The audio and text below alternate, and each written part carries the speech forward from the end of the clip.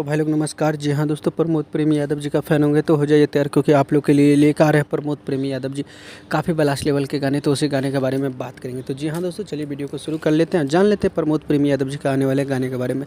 तो दोस्तों बता दो, गाने का नाम है कमजोरी हो कथा। इस गाने को जो गाए हैं प्रमोद प्रेमी यादव जी। दोस्तों बात करते हैं गीत का, तो सोनू सुधाकर जी का लिखा हुआ गाना है और इस गाने को म्यूजिक से सजाए हैं यानी कि आर्या शर्मा जी। तो काफ़ी बेहतरीन गाना है और इस गाने को आप लोग ज़्यादा से ज़्यादा प्यार दीजिए और सपोर्ट कीजिए।